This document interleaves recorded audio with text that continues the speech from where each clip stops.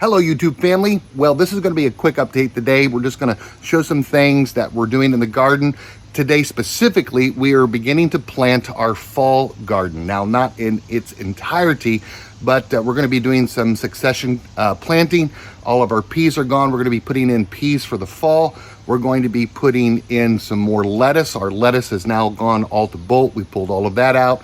We've continued to plant beans, seeing that our green bean plants have not done well. We're beginning to think that the providers are the issue. We're going to find out here really soon. But we're just going to show you what we're going to be doing. Let me give you also an update on some of the things that we've learned this spring and summer about what's working, what's not working, and maybe you can be helped by it. So let's go ahead and get back out into the garden and take a look at some things really quick before we work at planting our peas and lettuce. All right, so let's talk about a few things really quick. We just threw some sweet potato in here just for fun. We had originally bought that sweet potato all the way back when it was still somewhat wintry, and we were going to start some slips, but time got away from us. We just never had the ability to, so that potato's just been sitting around. It's an organic one that we bought from the market. Well, it has started making its own slips, and so we threw some in here and said, hey, let's just see what happens. Again, no expectation sweet potatoes, but we eat a lot of sweet potatoes. And so if we can end up growing sweet potatoes on our own, that would really, really help us out. All of our cabbage has been harvested and we've replanted cabbage. We put cabbage in there for garlic that failed. Lynn took some of those chives and split them up and put them into that. Our green beans that we ended up planting in our original boxes are doing really, really well. The garlic fail is, hey, it's there. This fall, we're going to end up pulling that out, and it is what it is. Our potatoes are starting to fall over, and they'll be ready sometime probably within the next 30 days to pull up from the ground. We know that we're getting some good potatoes because we had one actually peek through the ground over here and had to cover it up. I will probably deepen this box up, especially if we're going to do potatoes in it again this next year, or if we do potatoes here. Both of these boxes will probably deepen up because we just ran out of wood, and so we worked with what we had. Some of our container tomatoes that were no expectation tomatoes are actually doing really well. Zucchini, finally in our life, after not being able to grow zucchini at all here in Ohio, has been just going gangbusters. I don't know if the difference is that we put it in the ground and not in a raised bed, but it's just been doing fantastic.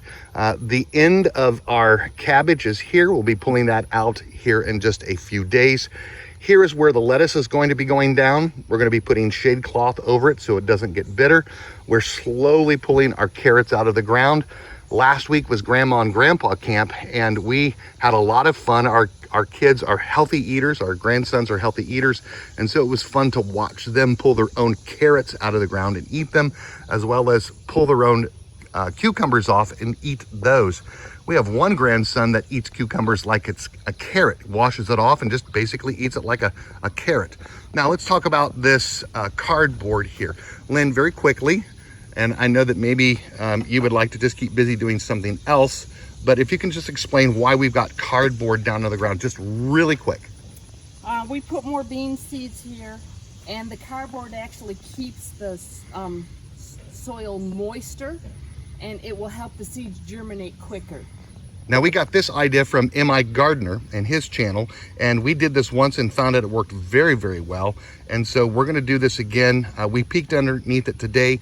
We put the beans in, I think 2 days ago. Yeah, 2 days ago, and obviously we're not going to have any germination yet, but we keep looking at it every day, and we're going to see how well that works. Here are the provider that we planted the second time around after the box on the other side. We are having some issues with the leaves and what appears to be a disease, not a bug infestation. So again, we're thinking it could be just the provider. Over here, we've done Blue Lake Bush and then provider over this direction. And we're going to see how well the Blue Lake Bush is. Again, part of the problem here could be simply that it could be just the strain of these beans. Lynn thinned out our bunching onions and put some of them over here. Yes, you can do that. She also says that these are actually starting to perk up. They're coming around on their second pull. Our tomatoes are going like gangbusters. One of the things that's just grown in leaps and bounds, but it's not giving us anything, is our pumpkins. And we've got a lot of male, a few female. We're gonna see what happens. We do a wonderful job growing vines, but we don't do a very good job growing actual pumpkins. Although, I was just gonna say, I just saw one right there. All right, well, good. It survives. Our peppers are coming on. Matter of fact, we need to pull some of our banana peppers. Spaghetti squash is doing very, very well. Cucumbers are coming out of our ears. We're actually getting quite a few watermelon. However, we did have one watermelon get to the size of about a softball, and then it went soft on us, so we went ahead and pulled it. We've got to do some research. Not sure why that happens. If you know why that happens, just let us know, and we'll do what we can to make corrections. Trellis for our peas. We found out that the trellis system, which is basically this that we had in the other bed, really didn't work as effectively as we hoped. We made it work by putting string across this side. We have an idea for what we want to do next season. However, we're going to have to end up getting stuff to make that work.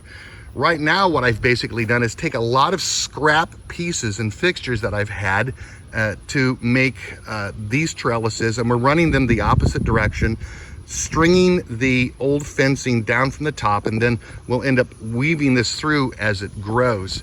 It's kind of funny. I've got 1/2 inch PVC here, and I've got 3/4 inch PVC here. And if you see, I've had to piece the 3/4 inch PVC together to make it work. But hey, again, I haven't had to buy anything. It's just basically scrap material. And so this is what we've got set up. Now I'm gonna go ahead and I'm going to put all of this on a time lapse, and you can watch us just put these things into the ground.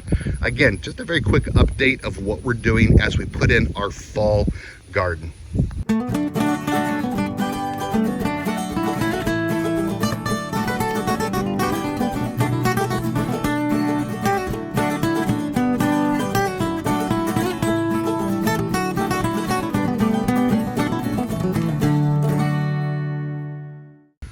Peas thrive in cooler weather. However, per instructions from a number of the seed suppliers, this is when we have to plant our peas. We want to try to protect it from the worst of the sun coming into the rest of July into August. And so we have some shade cloth that we used last year. I think it was possibly over this bed on the back half of the bed. And we've stretched and pulled, and it should do well. Obviously, you can see that it'll let the rain through and everything. And we believe it's gonna give us enough shade here to possibly not hinder the growth of these things. We've never done this before. I think from a previous video, we said that this was the first time we planted peas in probably over 20 years. And the other time we planted them was up in Michigan, and that didn't do so well. It didn't go so well. However, it did wonderfully at the beginning of the year.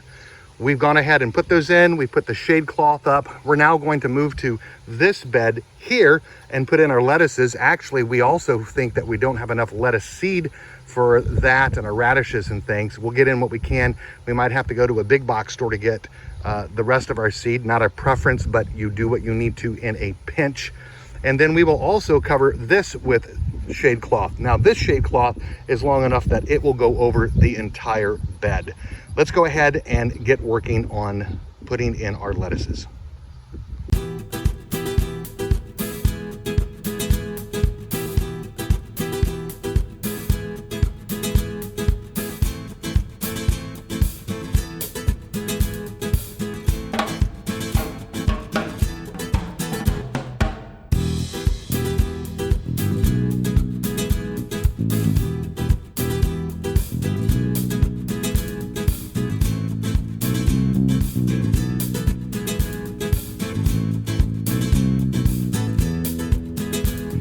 If you notice, we have these spread out quite a ways. The thought behind that is once these germinate and begin to get their head, the little sprouts through the ground, we'll then come back and plant rows in between. That way we not only have succession garden for a fall garden, but then we won't be getting all of our lettuce in all at one time. This lettuce is going to drown us as it is, which is fine because we give some to family and friends.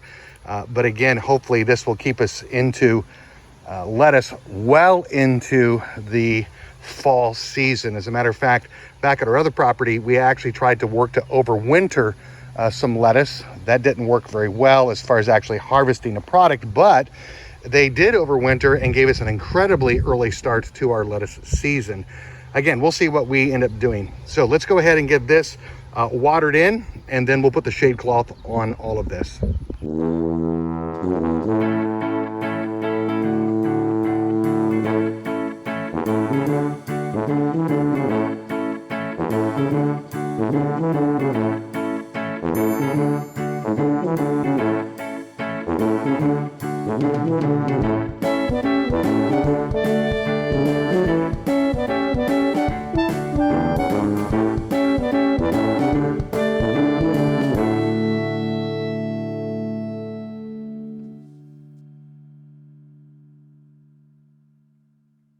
Got the shade cloth all completed, and this will allow the seeds to germinate and yet keep the hot sun off of them and keep them from bolting and getting bitter.